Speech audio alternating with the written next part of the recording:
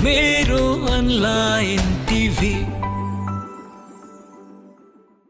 अन्ततः मनिषा कोइराला नेपाल फर्किन्, साथमा बुवा र आमा पनि। नमस्कार दर्शकवृन्द, मेरो अनलाइन टिभीमा तपाईँलाई स्वागत छ।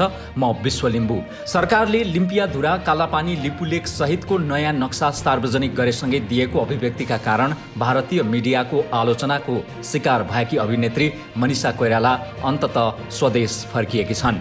उनी मङ्गलबार रूपन्देहीको सिमाना भैरवाको बेल्हिया नाकाबाट नेपाल प्रवेश गरेकी हुन्। परिवारका सदस्यसहित बेल्हिया नाकाबाट स्वदेश प्रवेश गरेकी मनिषा अब काठमाडौँ आउनेछिन्। उनीसँगै निजी गाडीमा बुवा प्रकाश कोइराला, आमा सुषमा कोइराला सहित परिवारका सदस्य समेत रहेको बुझिएको छ। उनलाई बेल्हिया नाकामा नेपाली सेनाले पिकअप गरेको थियो भने अब क्वारेन्टिनमा बस्ने तयारी रहेको बताइएको छ।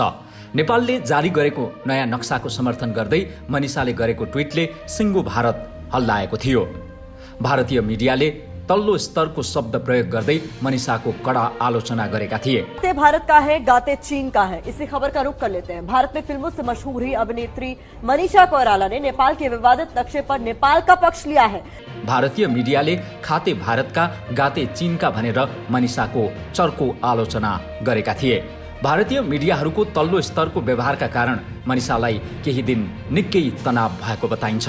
उसो त उनले भारतीय मिडियाको आलोचनाको जवाफमा श्रम बेचेको हो, स्वाभिमान होइन पनि भनेकी थिइन्।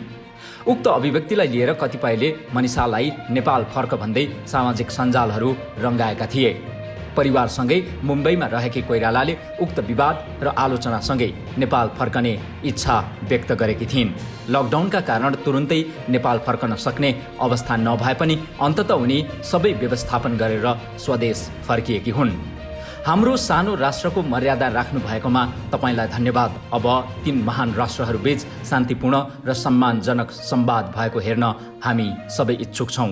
यही ट्विटलाई गलत अर्थ लगाउँदै मनिषा चीनको आवाज बोल्छिन् भनेर भारतका गोदी मिडिया भनेर चिनिएकाहरूले अनर्गल प्रचार प्रसार गरे। मनिषा भारतमा कर्म गरे पनि नेपाली नागरिक हुन्। आफ्नो देशको स्वाभिमानको सबैलाई माया हुन्छ। जीवनको लामो समय भारतीय कला क्षेत्रमा बिताएकी मनिषाको अभिव्यक्तिले उतातिर चर्को आलोचना भए पनि नेपालमा उनको वाहवाही बढ्यो। दर्शकवृन्द, मनिषा कोइरालाको जन्म 16 अगस्त सन् 1970 काठमाडौँमा भएको हो। चिकित्सक बन्ने लक्ष्य तय गरेकी मनिषा कसरी अभिनयतर्फ आकर्षित भइन् त? मनिषाको अभिनय यात्राको बारेमा आज हामी चर्चा गर्दैछौँ। मनिषाले स्कुलमा अध्ययन गरिरहेकै बेला नेपाली फिल्म फेरि भेटौँलामा अभिनय गरेकी थिइन्। सन् 1989 पहिलो फिल्म फेरि भेटौँलामा अभिनय गर्दा मनिषा 19 वर्षकी मात्र थिइन्। फेरि भेटौँलामा अभिनय गरेको 2 वर्षपछि मनिषाले भारतीय ड्रामा सौदागरमा अभिनय गर्ने अवसर पाइन्। उनले अभिनय गरेको पहिलो चलचित्र फेरि भेटौँला खासै हिट हुन सकेन भने मनिषाको सुरुवाती फिल्मी करियर पनि सन्तोषजनक थिएन। यसबीचमा उनले सन् 1994 1942 अ लभ स्टोरी नामक हिन्दी चलचित्रमा शीर्ष अभिनेत्रीको भूमिका पाइन्। यस्तै त्यसको 1 वर्षपछि तमिल रोमान्टिक ड्रामा बम्बईमा मनिषाले अभिनय गरिन्।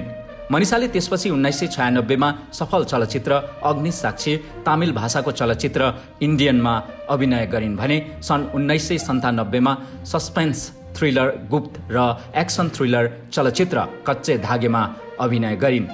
केही समयको ग्यापपछि मनिषाले सन् 2002 कम्पनी र एक छोटी सी लभ स्टोरी नामक चलचित्रमा अभिनय गरेकी थिइन्। अभिनेत्री कोइरालाले 1995 बनेको अकेले हम अकेले तुम नामक चलचित्रमा गरेको महत्वाकांक्षी श्रीमतीको भूमिकाको उच्च प्रशंसा भएको थियो। यस्तै खामोशीमा सुस्त मनस्थितिका अभिभावकको छोरीको भूमिका, दिलसे चलचित्रमा आतंककारीको भूमिका र 2001 को लज्जा ड्रामामा हेपिएकी नारीको भूमिकाका लागि मनिषाले समालोचकहरूको तारिफ प्राप्त गरेकी छन्।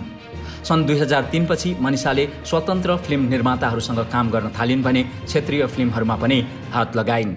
मनिषाले पछिल्लो समय रिलिज भएको चलचित्र सन्जुमा सन्जुको आमाको भूमिका निर्वाह गरेकी थिइन्। उक्त भूमिकाबाट पनि उनले निकै प्रशंसा पाएकी छन्। क्यान्सरलाई जितेर अघि बढेकी अभिनेत्री कोइरालाको वैवाहिक जीवन भने सुखद हुन सकेन। उमेरमा आफूभन्दा साना सम्राट दाहालसँग विवाह गरेकी मनिषाले केही वर्षमै पारपाचुके गरेकी थिइन्। मनिषा अहिले क्यान्सर विरुद्ध सचेतना अभियान चलाउँछिन् भने महिलाहरूको पक्षमा पनि वकालत गर्दै आएकी छन्। मनिषाको बाल्यकाल भारतमा बित्यो। उनी बनारसीमा हजुरआमाको घरमा बसेर अध्ययन गर्थिन्। मनिषा भारतलाई आफ्नो दोस्रो घर समेत मान्छिन्। बनारसीमा बसन्त कन्या महाविद्यालयमा उनले कक्षा 10 सम्मको अध्ययन पुरा गरिन्। त्यसपछि आर्मी पब्लिक स्कुलमा अध्ययन गर्न उनी दिल्ली पुगिन्। दिल्ली बसाइले आफूलाई आँटिली र आत्मनिर्भर भएको बताउने अभिनेत्री कोइरालाले फिल्मी करियर सुरु गर्नु अघि केही समय मोडलिङ समेत गरेकी थिइन्। मनिषा चर्चित नेता विश्वेश्वर प्रसाद कोइरालाका नातिनी हुन्। गिरिजा प्रसाद कोइराला र मातृका प्रसाद कोइराला पनि मनिषाकी हजुरबुवाहरू हुन्। मनिषाको परिवारमा एकजना भाइ छन्। भाइ सिद्धार्थ कोइराला पनि नेपाली अभिनेता हुन्। मनिषाले भारतीय तामिल भाषाको चलचित्र बम्बईका लागि उत्कृष्ट अभिनेत्रीको अवार्ड जितेकी छन् भने सोही चलचित्र मार्फत critics award for best performance र खामोशी चलचित्रबाट star screen award best actress जितेकी छन्। यस्तै सन् 2002 को कम्पनी चलचित्रका लागि फिल्मफेयर क्रिटिक्स अवार्ड जितेकी मनिषाले बलिउडमा गरेको योगदान स्वरूप तत्कालीन राजाबाट गोर्खा दक्षिण बाहु पनि पाएकी छन्। उनले संसारभरका विभिन्न सङ्घ संस्थाले दिएका महत्त्वपूर्ण अवार्डहरू पनि जितेकी छन्। संसारको जुनसुकै कुनामा पुगे पनि आफ्नो देशलाई माया मार्नुहुन्न भन्ने मूल मान्यतालाई चरितार्थ गरेर एक उदाहरण बनेकी हामी सबैकी लोकप्रिय अभिनेत्री मनिषा कोइरालालाई नेपालमा न्यानो स्वागत अनि आगामी दिनको थप सफलताको धेरै धेरै। Our cosmic oasis, cosmic blue pearl, the most beautiful planet in the universe. All the continents and all the oceans, united we stand. As a flora and fauna, united we stand. As a species of one earth. Diverse cultures, beliefs and ways. We are humans. Earth is our home. All the people and all the nations, all for one, one for all.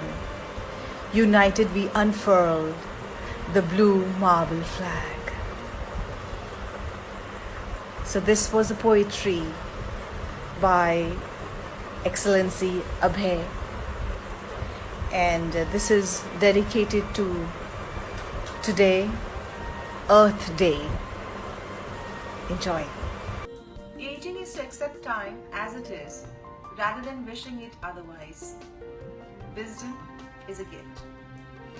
Writing this article, I'm extremely mindful that it should be authentic, as this issue of aging and the changes that occurs through the years is huge universally for women. Need I say much more for a glamorous profession where you are under a constant male gaze. The pressure of looking young and beautiful is so high sometimes, it overlooks and undershadows the talent we may possess. The beauty industry banks on women, the cosmetic industry depends on women, and the outrageously priced anti-aging products sells really well. Sadly, even 20-year-olds are making surgical changes to meet the standards of beauty. यता कांग्रेस नेता गगन कुमार थापाले मनिषा कोइराला विरुद्ध बोल्ने भारतीय पूर्व परराष्ट्र मन्त्री सुषमा स्वराजका श्रीमानलाई लामो चिठी लेखेका छन्। यस्तो छ थापाको चिठीमा। नमस्कार governor Swaraj, I happen to read your response to Manisha Koirala's tweet. In those, you talk about the strong bonds your family had with late BP and Koirala Parivar. I was reminded of my interaction with late Srimati Sushma Swarajji during parliamentary delegation. There, she too had shared about ties between the two families with great fondness.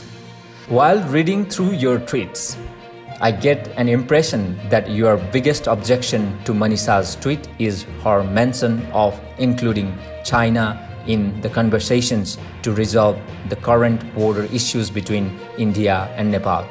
You seem to have found this viewpoint provoking and tough-ish.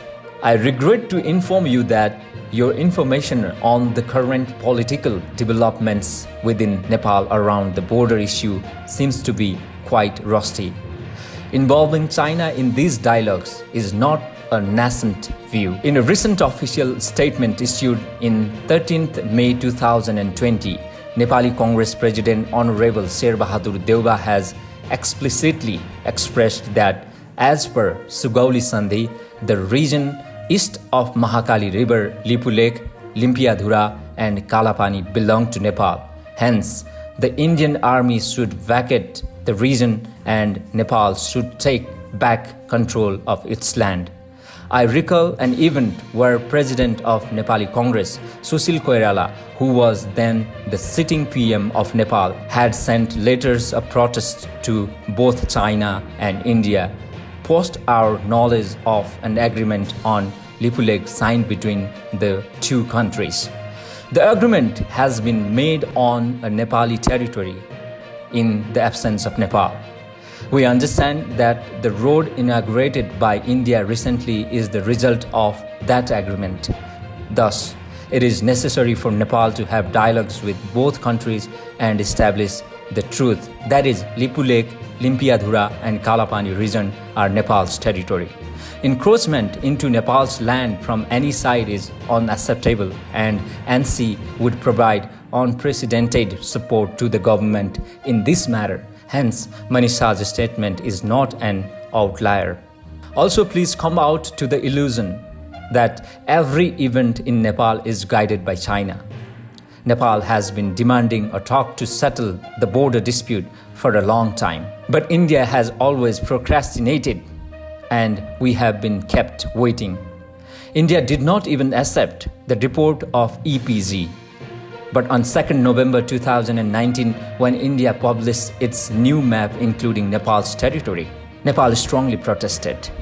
Despite these repeated protests, instead of holding dialogues, India went ahead and constructed roadways on its claimed territory without bothering to address the issues. The parliament, the political parties and the government collectively decided that we should publish our map incorporating Lipu Lake, Limpiadhura and Kalapani within Nepal. We have differences with the present government within Nepal on several issues and might continue to have these differences. However, all the parties are united on this issue and at all time will strongly support our government's position. We have full support from citizens of Nepal who are ready to face come what may for our rightful claim. Our best option to resolve this would be through open talks primarily with India and if need be with anyone else. Also, we hope that India understands the two countries are friends and foundation of friendship is based on mutual respect and equality. No one is bigger or smaller. Gagan Thapa MP। दर्शकवृन्द, यो थियो गगन कुमार थापाले मनिषा कोइरालाको पक्षमा पूर्व परराष्ट्र मन्त्री सुषमा स्वराजका श्रीमानलाई लेखेको चिठी हामीले यो ट्विटरबाट लिएका हौं। दर्शकवृन्द, हाम्रो सामग्री तपाईलाई कस्तो लाग्यो कृपया कमेन्ट गर्न नभुल्नुहोला। साथै हाम्रो च्यानललाई लाइक गरेर नजिकैको बेल आइकनलाई पनि थिच्न नभुल्नुहोला र च्यानललाई सब्स्क्राइब गरिदिनुहोला। धन्यवाद। नमस्कार।